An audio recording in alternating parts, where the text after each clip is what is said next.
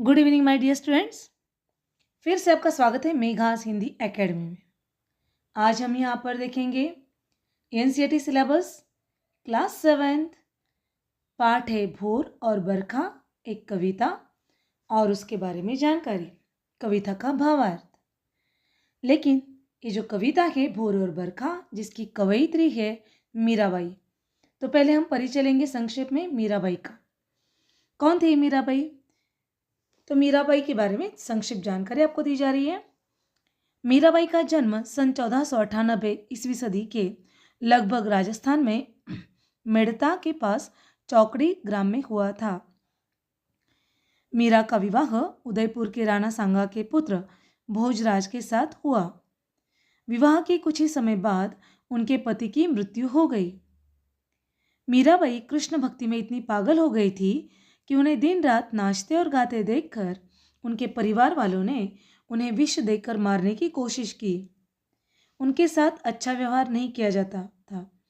इस सब से परेशान होकर मीरा पहले वृंदावन और बाद में द्वारिका चली गई, जहां वह कृष्ण भक्ति में पद गाती थी, जिससे उन्हें प्रसिद्धि मिली और द्वारिका में ही उनकी मृत्यु हो गई।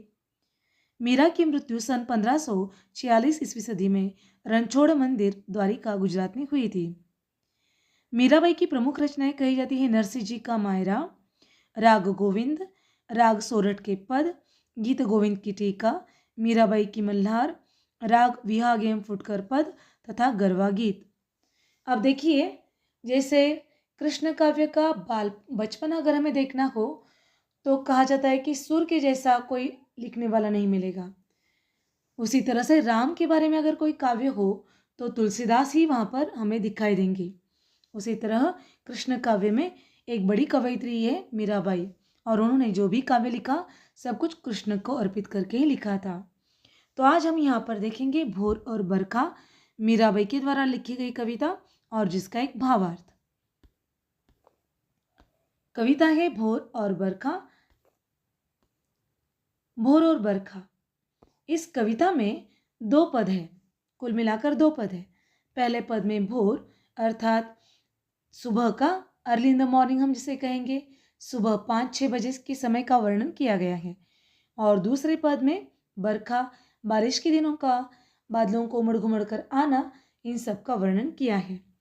अब जो कि यहाँ पर मीराबाई बार बार कृष्ण के दर्शन करना चाहती है, कृष्ण के बारे में ध्यान देना चाहती है, तो उनको कुछ भी हो जाए, जैसे बादल उमड़ घुमड़ कर आ जाए तो उन्हें लगता है कि मेरे कृष्ण ही आने वाले हैं।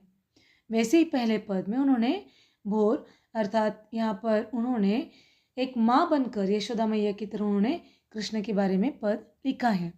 तो देखेंगे, पहले इसका वाचन करेंगे हम। जागो बंसी वारे ललना, जागो मोरे प्यारे, रजनी बीती भोर भयो है, घर घर खुले किवारे। गोपी दही मथत सुनियत है, कंगना के झनकारे। उठो लाल जी भोर भयो है, सुर नर ठाड़े द्वारे। ग्वाल बाल सब करत कुलाहल, जय जय सब उचारे। माखन रोटी हाथ महलिनी, गौवन के रखवाले। मीरा के प्रभु गिरधर नागर, शरण आया को तारे। देखिए यहाँ पर भोर और बरखा में हमने क्या देखा, प्रभात और वर्षा।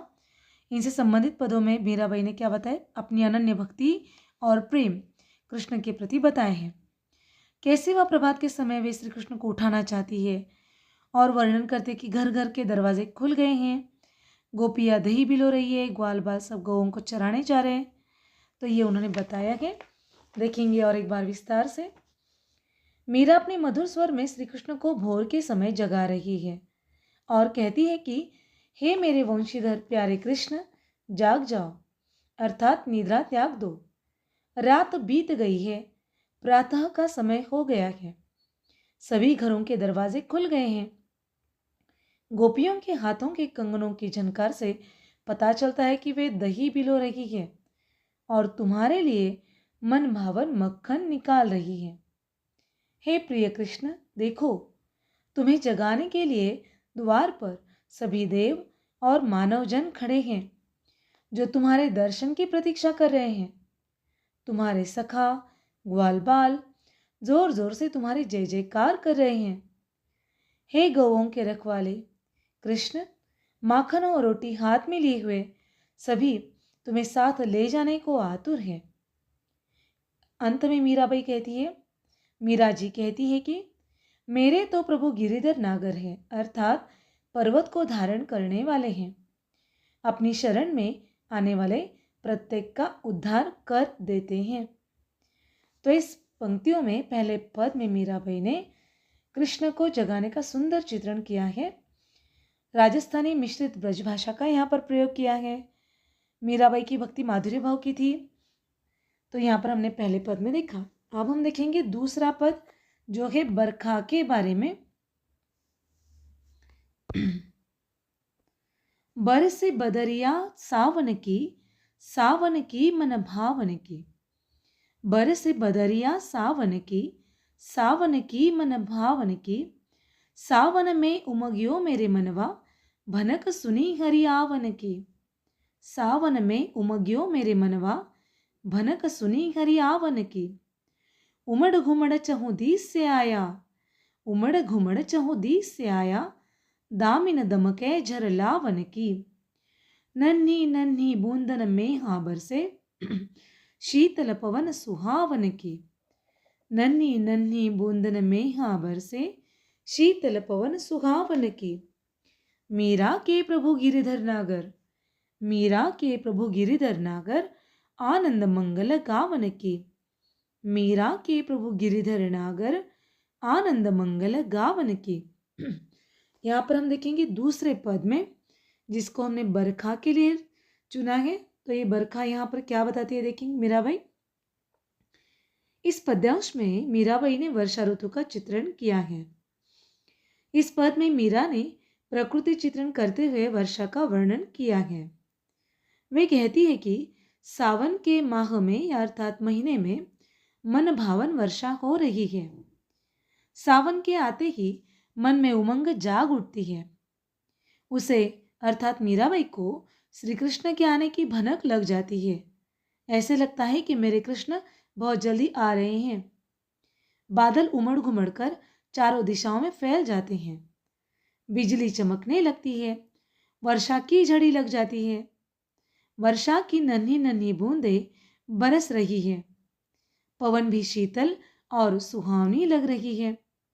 इस प्रकार वर्षा ऋतु का मनोहारी दृश्य यहाँ पर अर्थात इस पद में प्रस्तुत किया गया है।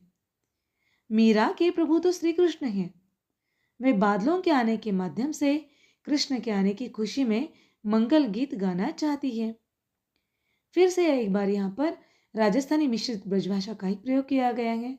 गयात्मकता का गुण है। भाषा सरस सरल और बोधगम्य है। कुछ शब्दों की पुनरावृत्ति से नन्ही नन्ही ऐसी पुनरावृत्ति से यहाँ पर अलंकारों का प्रयोग किया गया है और बरखा का वर्षा का बहुत ही सुंदर चित्रण किया गया है।